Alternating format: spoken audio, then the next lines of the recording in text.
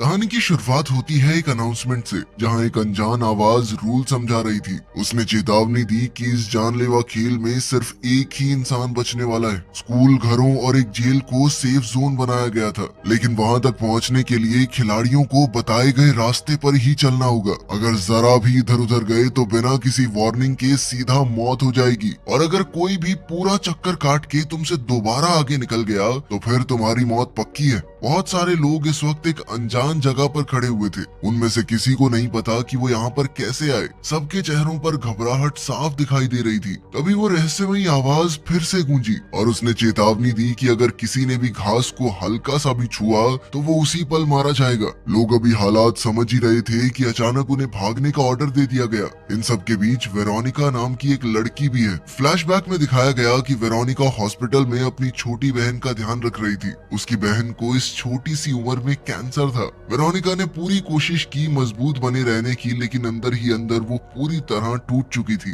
बदकिस्मती से कुछ ही वक्त बाद उसकी बहन की मौत हो गई और वेरोनिका की दुनिया एक बार फिर से बिखर गई। लेकिन उसकी जिंदगी में परेशानी खत्म नहीं हुई थी। जल्द ही वेरोनिका को पता चला कि उसे भी वही कैंसर है जिससे उसकी माँ और उसकी बहन की जान गई है। मगर वेरोनिका ने सोच लिया था कि मैं इस कैंसर के हाथों नहीं मरूंगी। वो लगातार अपनी मेडिसिन लेती रही, अच्छे से एक्सरसाइज करने लगी और अपने पूरे जीने के तरीके को बदल दिया, सिर्फ इस उम्मीद में कि शायद वो थोड़ा और लंबा जी पाए। फिर कई हफ्तों बाद जब वेरोनिका हॉस्पिटल चेकअप के लिए पहुंची, तब आखिरकार एक करिश्मा हुआ। डॉक्टर ने बताया कि उसका कैंसर पूरी तरह ठीक हो गया है। इतने समय बाद पहली बार वेरोनिका खुश नजर आई, लेकिन उसका ये सुकून भी कुछ ही पलों का था। जब वो घर लौट रही थी तो अचानक उसकी आंखों के सामने बहुत तेज रोशनी आई और देखते ही देखते उसके आसपास की पूरी दुनिया उस रोशनी में गायब हो गई। इसके बाद जब उसकी आंख खुली तो वेरोनिका इन सब लोगों के साथ यहाँ पर थी। वो बहुत डरी हुई थी, एकदम बाकी सब की तरह।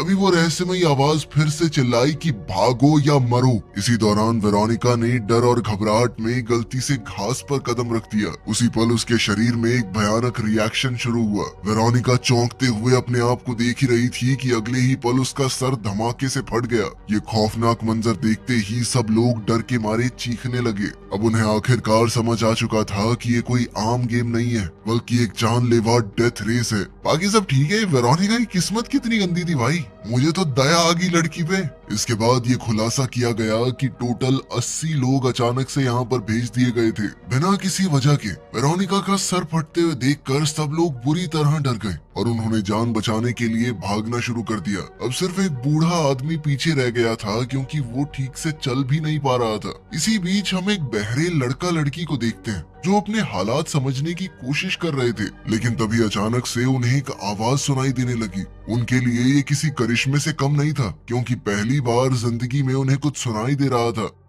वहीं भीड़ में एडी और जस्टिन नाम के दो दोस्त थे। वो भी बाकी सब की तरह घबराकर भाग ही रहे थे, ये सोचते हुए कि आखिर वो यहाँ पर आए कैसे। तभी वो रहस्यमयी आवाज हर एक मौत के बाद बचे हुए लोगों का नंबर अनाउंस करती रही। कुछ देर बाद उन दोनों की नजर एक आदमी पर पड़ी जो रेस से भागने की कोशिश कर रहा था, लेकिन जैसे ही वो रास्ते से हटा, अगले ही पल उसका सर भी धमाके से फट गया और अब जिंदा बचे लोगों की संख्या सिर्फ 72 रह गई। फिर कुछ देर बाद सब लोग एक खाली पड़ी जेल तक पहुंचे, जहां हर कोई एरोज से बने हुए रास्ते पर तेजी से भाग रहा था। इसी भागा दौड़ी में एक छोटी एशियन लड़की अचानक से सीढ़ियों से गिर गई। उसके पैर की हड्डी बुरी तरह से डिसलोकेट हो गई।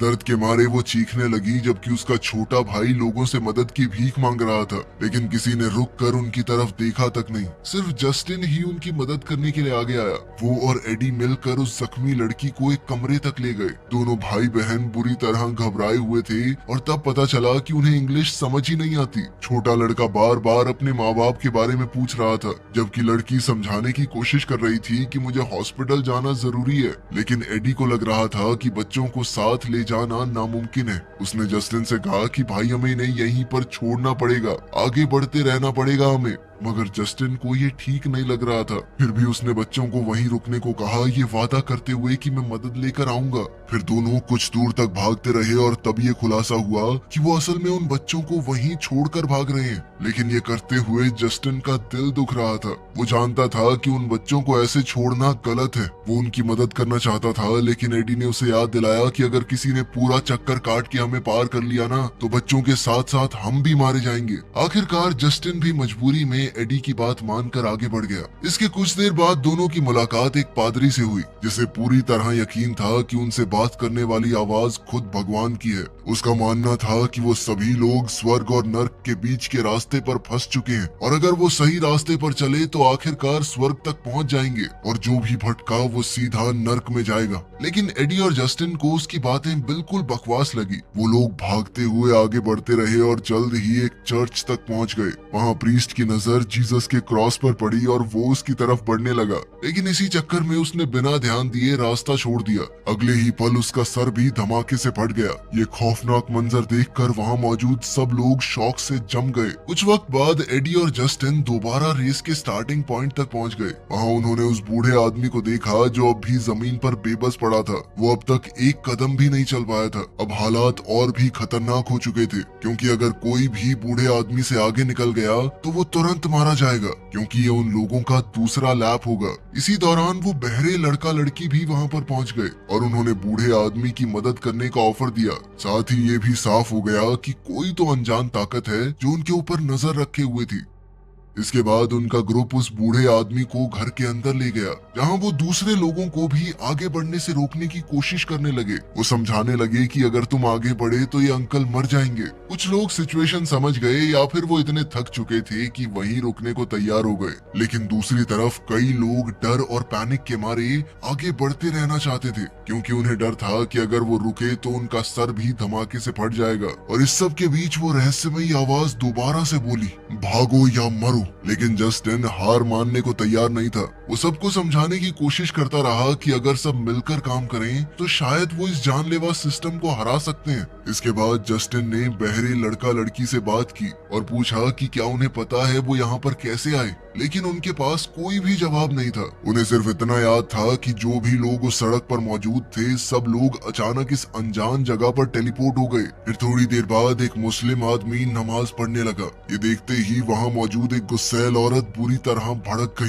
वो कहने लगी कि इन जैसे लोगों की वजह से ये सब कुछ हो रहा है। एडी ने उस औरत को शांत करने की कोशिश की, लेकिन बात जल्द ही बहसबाजी में बदल गई। गुस्से में वो औरत वहाँ से निकलकर दूसरे कमरे में चली गई। इसी बीच एक आदमी जिसने पीली जर्सी पहनी हुई थी एडी के पास आया। वो बहुत प्यार से भाई भाई करके बात करने लगा। उसने बताया कि मैं एक प्रोफेशनल साइकिलिस्ट हूँ जो पूरी दुनिया में जा जाकर कम्पीट करता था। मुझे समझ नहीं आ रहा कि मुझे इन सब लोगों के साथ यहाँ पर क्यों लाया गया है। एडी बड़े प्यार से उसे समझा रहा था, लेकिन पीली जर्सी वाले ने अचानक से एडी को जोरदार धक्का दे दिया और बिना एक भी सेकंड गवाए उसने दोबारा रेस में भागना शुरू कर दिया। उसके इस तरह आगे बढ़ते ही उस बूढ़े आदमी का सर अचानक से फट गया। तभी उस आवाज ने अनाउंस किया कि अब सिर्फ 58 लोग रह गए हैं। ये देखते ही जस्टिन का गुस्सा फूट पड़ा। वो तुरंत उस पीली जर्सी वाले के पीछे भागा, क्योंकि वो किसी भी हाल में उन दो बच्चों को मरने नहीं देना चाहता था। दूसरी तरफ वो भाई बहन समझ गए थे कि कोई उनकी मदद करने नहीं आने वाला। मजबूरन दोनों ने आगे बढ़ते रहने का फैसला किया, जबकि वो जख्मी लड़की बड़ी मुश्किल से चल पा रही थी।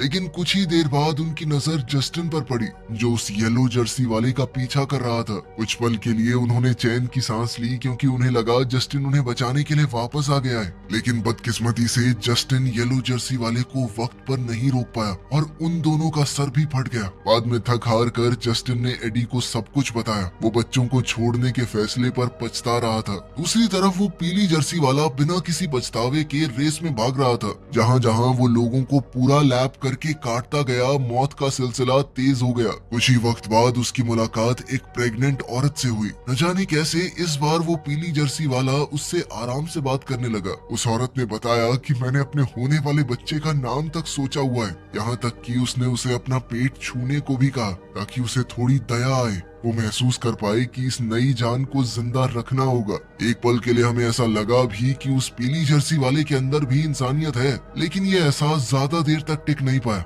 उसने औरत से माफी मांगी और कहा कि मैं तुम्हारी जान को अपनी से ऊपर नहीं रख सकता। फिर उसने ठंडी आवाज में कहा अलविदा और आगे बढ़ गया। ये सुनते ही वो बेचारी औरत डर के मारे उससे रुकने की भीख मांगने लगी, लेकिन येलो जर्सी बिना पीछे देखे आगे भाग गया। अगले ही पल उस औरत और उसके पेट में पल रहा बच्चा धमाके से फट गए। ये मंजर और भी ज्यादा खौफनाक था, क्योंकि इस बार सिर्फ एक नहीं बल्कि दो जिंदगियां एक साथ खत्म हो गई थी। वहीं दूसरी तरफ 3 आदमी लगातार भागते भागते पूरी तरह थक चुके थे। अब उन्होंने जिंदा रहने के लिए एक भयानक प्लान बनाया। उन्होंने मिलकर एक खिलाड़ी को तीरों की मदद से बेरहमी से मार डाला। इसके बाद वो एक दरवाजे के पास छुप कर बैठ गए और जैसे ही कोई इंसान वहां पहुंचता वो जानबूझकर उसे रास्ते से हटाकर घास पर धकेल देते और घास को छूते ही लोग उसी पल मरने लगते। धीरे धीरे पूरी रेस में हंगामा फैल गया। हर तरफ अफरा तफरी, चीखें और मौत का सिलसिला शुरू हो चुका था और उन तीनों का एक खौफनाक प्लान काफी असरदार भी था। वहीं दूसरी ओर कुछ वक्त बाद जस्टिन और एडी एक घर तक पहुंचे। एडी वॉशरूम जाने लगा और तभी जस्टिन की नजर एक आदमी की लाश पर पड़ी। ये देखते ही वो अंदर तक हिल गया। वो समझ गया कि यहाँ कोई और भी मौजूद है। जैसे ही जस्टिन चेक करने के लिए आगे बढ़ा तो एक किलर ने उसके गले में तीर घुसा दिया। अगले ही पल जस्टिन जमीन पर गिर पड़ा। अब सर्वाइवर्स की संख्या सिर्फ 27 रह गई थी। जब एडी ने अपने दोस्त की लाश देखी तो वो पूरी तरह से टूट गया। जस्टिन की मौत ने उसके अंदर बदले की आग भर दी थी। उन दोनों की दोस्ती कोई यूं ही कच्ची पक्की नहीं थी। अफगानिस्तान के साथ युद्ध के दौरान वो दोनों फौज में थे। एक धमाके में जब एडी की टांग उड़ गई तो जस्टिन ने अकेले पीछे रहकर उसे बचाया था। जस्टिन बहुत मुश्किल से उसे घसीट कर ले जा रहा था और आखिरकार दोनों एक गुफा तक पहुंचने में कामयाब हो गए। मौसम हद से ज्यादा ठंडा था, इसीलिए जिंदा रहने के लिए दोनों फौजी एक दूसरे से लिपट कर लेटे रहे। इसी दौरान उन्होंने पहली बार ढंग से एक दूसरे से जान पहचान की। एडी जस्टिन की अच्छाई देखकर हैरान था, क्योंकि अक्सर लोग किसी अनजान इंसान को उस हालत में छोड़कर चले जाते, लेकिन जस्टिन ने उसे मरने के लिए अकेला नहीं छोड़ा। इस घटना के कुछ साल बाद हम देखते हैं कि घर लौटने के बाद भी दोनों साथ थे। वो काफी अच्छे दोस्त बन चुके थे। जस्टिन अब स्पेशल बच्चों के लिए एक स्कूल चलाता था। एक दिन उसने एडी को स्कूल बुलाया ताकि वो बच्चों से मिल सके। जब एडी स्कूल में पहुंचा तब उसने उन अपाहिज बच्चों को अपनी कहानी सुनाई और उन्हें आगे बढ़ने की प्रेरणा दी। उसने बताया कि इंसान अगर हिम्मत न हारे तो वो कुछ भी हासिल कर सकता है। इसके बाद वो दोनों स्कूल से निकल गए। रास्ते में उनकी गाड़ी एक ट्रैफिक लाइट पर रुकी, जहाँ उनकी नजर एक बहरे लड़के लड़की पर पड़ी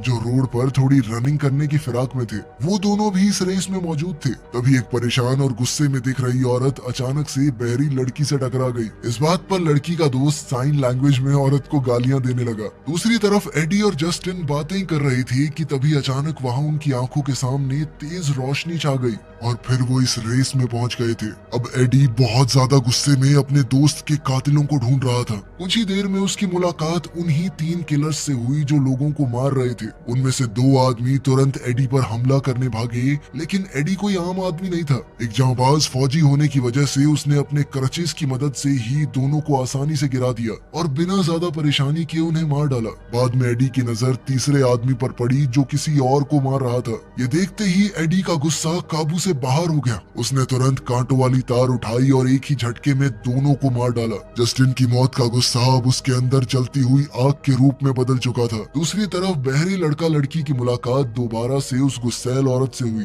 तभी उन्होंने दूर से येलो जर्सी को अपनी तरफ आते देखा। उन्हें डर था कि वो पीली जर्सी वाला आदमी शायद एक लैप पूरा करके आया है, इसीलिए तीनों ने मिलकर हथियार उठा लिए ताकि वो उनसे आगे ना निकल पाए। लेकिन इसी दौरान बहरी लड़की बिना सोचे समझे आगे बढ़ गई और देखते ही देखते उस औरत का सर धमाके से फट गया। तब ये पता चला कि वो बहरी लड़की पहले ही एक लैप पार कर चुकी थी। औरत को मरा हुआ देखकर वो बहरी लड़की शॉक में चली गई। वो जोर जोर से रोते हुए चिल्लाने लगी क्योंकि उसे लगा कि उसकी वजह से एक इंसान मारा गया। उसका दोस्त उसे संभालने की कोशिश करता रहा। उन्होंने मिलकर उस पीली जर्सी वाले आदमी को तो घायल कर दिया था, लेकिन वो अब भी घायल हालत में किसी तरह वहां से निकल कर एक कमरे में जाकर छुप गया।